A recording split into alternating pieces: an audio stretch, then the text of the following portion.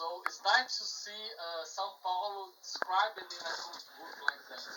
It's a good example of Brazilian comics because it's very urban, it's very realistic, but there is the art is not that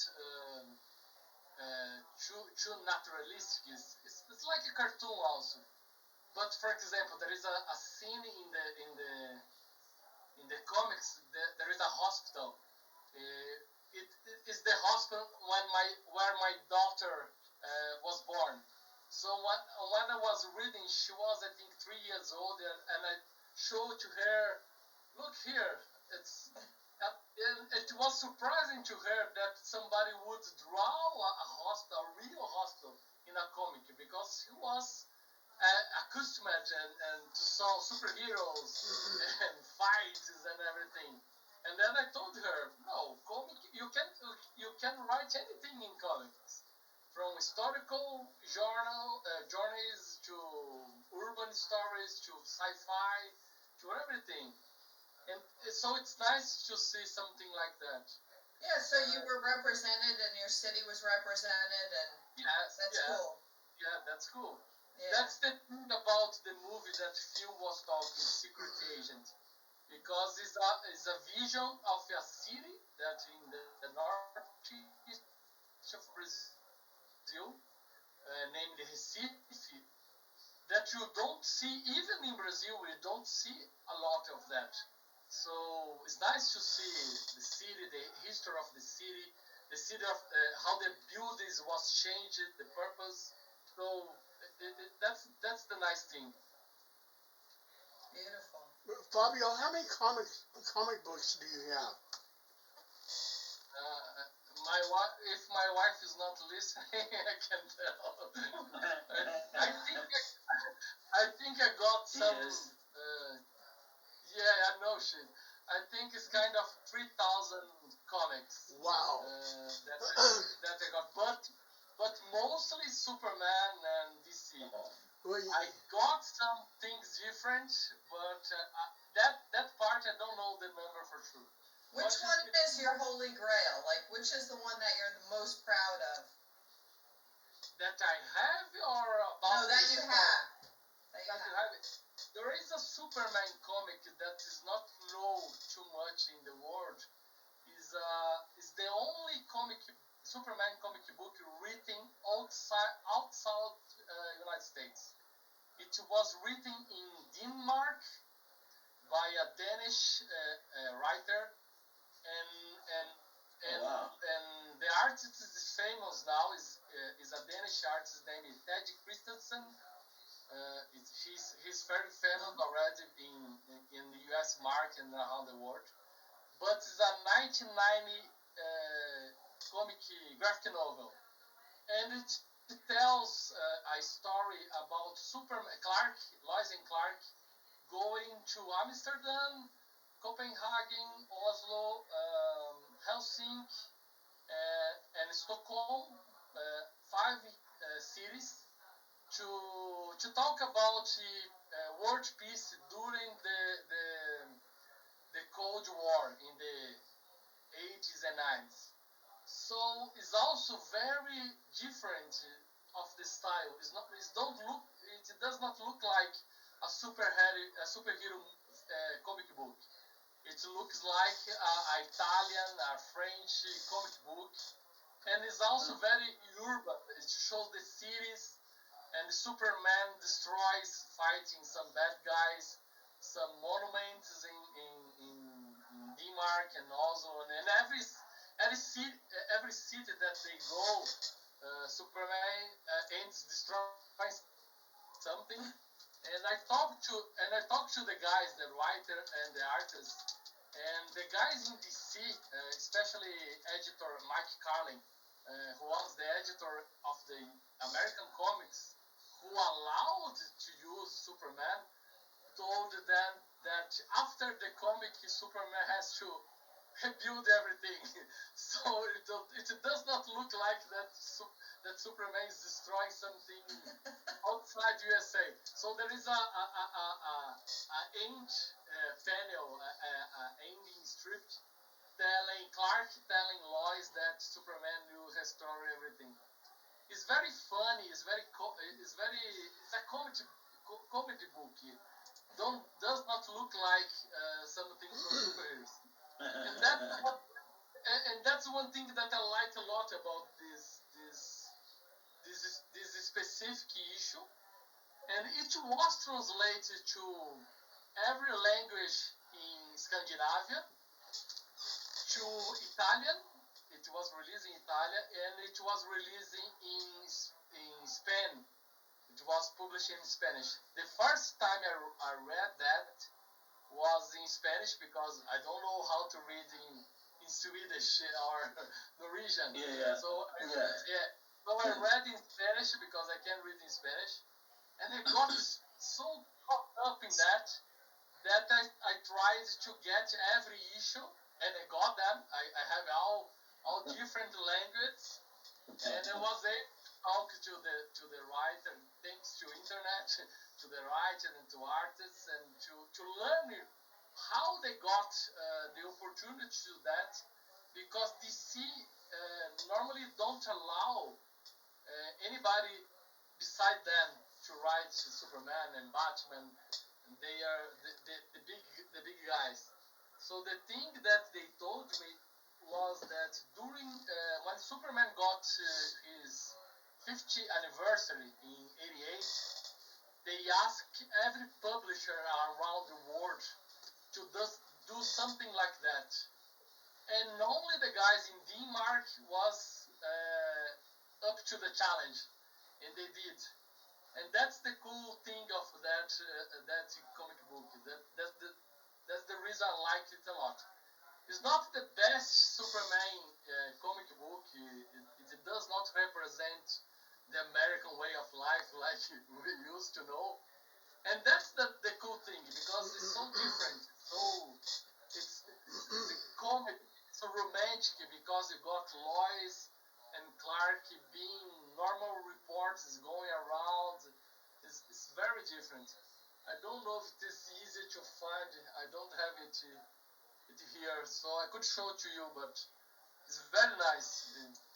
And I tried a lot to talk to guys in DC, some guys that are known in DC, to try to publish that in United States and even in Brazil.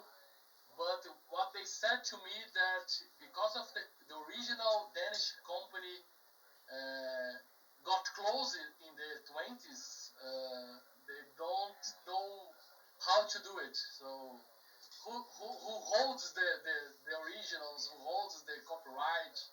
So they don't know if it's possible to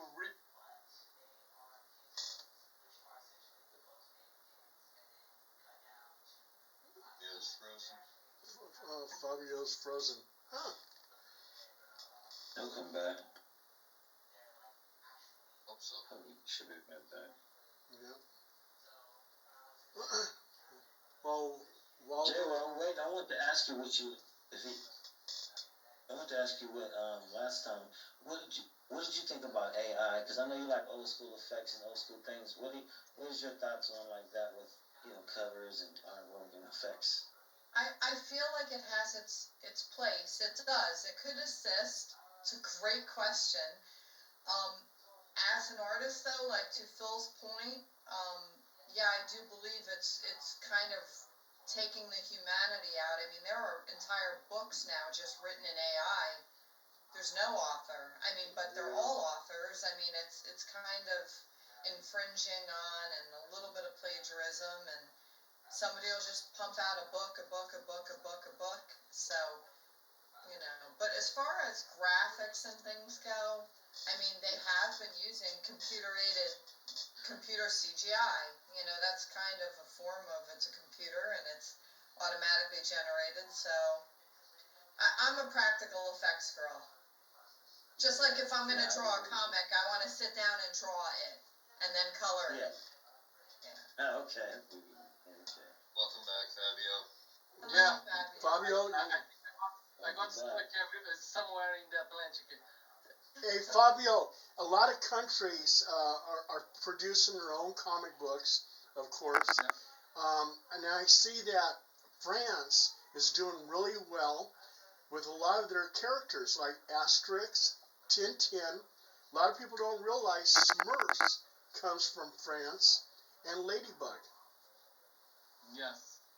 Yeah, the French comics is really, really, really, the art is really beautiful, and the storyline is really different from American comics and Brazilian comics. It's very specific what they do there. And it's the same thing about like Italian comics. What they do there is very different. When I travel, and sometimes the company where I work send me to some customers in other countries, every time I go in someplace different, I try to get a comic or a graphic novel, something. Even if I don't know how to read, I will try to do some reading, but I bring something to learn, right? To broaden the horizon, to see different visions. Uh, Hey Fabio, have you ever thought about just creating your own comic book? when I was young, I had some delusions Yeah, yeah. like that. Yeah, but You know, I made that my goal. See this character right here? yes, I produced one comic book, and it was a pain in the ass. But yes, I finally did it. I said that's something I want to do, and I did it. And what is so cool is this character actually made cameos in other comic books. So that was kind of cool. cool. And you're gonna like this one. He um, he met Spider-Man, and Oh, this picture here was published in a Marvel magazine, which officiates my character in the Marvel universe, shaking hands with it's Spider-Man. part of the chronology. It's canonical now. Marvel canonical. Yeah, Yep. yeah. I had some I had some classes to write how to write screenplays, and I tried to write some story a few years ago, but I didn't got. It's too hard. It's too hard Well, you to know, to. well, even Phil did like a little comic book uh, of his dog, and yeah, yes. Really nice. I'm not an artist. I'm not an artist. I had to pay for my artist to do this Okay. comic book, but I wrote the story. I'm a writer, That's not an artist. yeah. Yeah, You can be creative like that. Yes. yeah. Hey Fabio, I did have a question about are you familiar with like these now like dark darlings like The Boys or Yeah. Generation V? Yes.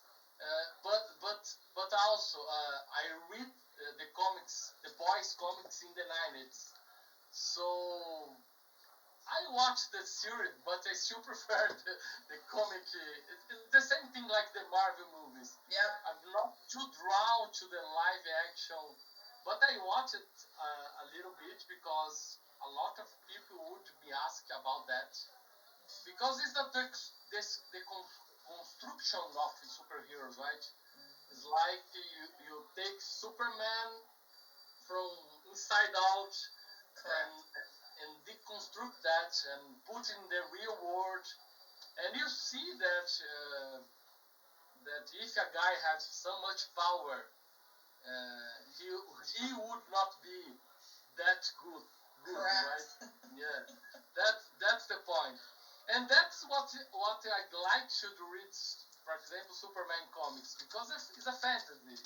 It's not real. It's wish fulfillment to have that guy. So uh, I also think that's the reason, especially on these days, that Superman movies don't get too popular because the kids, everybody wants to something real, something dark, and so What, the what was boy. the what was Superman movie where Superman became bad and his boots became dark and he was flicking the peanuts and breaking the bottles in the bar. It's Superman 3. That was Superman 3. That he got poisoned by some artificial kryptonite, and then he became evil and drink and. Yeah, he's drinking at the bar, and he's flicking the peanuts and breaking the bottles in the bar. And his boots, though, I just remember his boots went from the bright red to like almost like an ox blood red. And he was, even the shield got dark in the cave. Yeah, he was supposed to go rescue somebody. Instead, he was talking to Alana. He's like, it's no rush. I can get there. Instead, he was like trying to complete. Exactly. It's not. It was nice to see Christopher Reeve. Open a little bit his range, right? Play the bad guy. Yeah, play the bad guy. And I think there is a scene also that he has to fight to himself, the good Clark against the bad Superman. And it's also nice to see Christopher Reeve fighting Christopher Reeve. So I don't know you guys, but I can go further with the new. Okay, I watch Henry Cavill and the new guy doing Superman, but my favorite is still Christopher Reeve. And I met some guys from the old ages when I traveled to. There is a city in Illinois named Metropolis. They have a full-size Superman statue there. And I was invited one time to go there. In fact, I went 2 times already. And the guys from that city are from the baby boomer generation. And they love George Reeves. So their Superman is George Reeves. If I say something about Christopher Reeve, they don't like that much. So every time that somebody say to me, the new Superman is the best one, I just tell them there is a Superman for every generation. So for my father was George Reeves, for my generation is Christopher Reeve, for my daughter is the Henry Cavill, and there is a new one now. So probably gonna have Superman actors for every generation until they got on public domain sometime, right?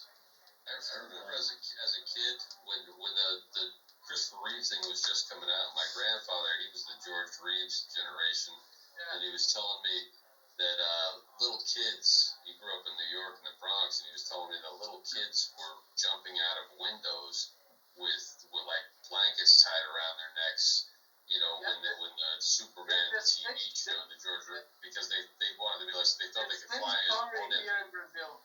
My father told me the same thing. Same story. Same story that the kids would. Let me tell a personal story, Phil.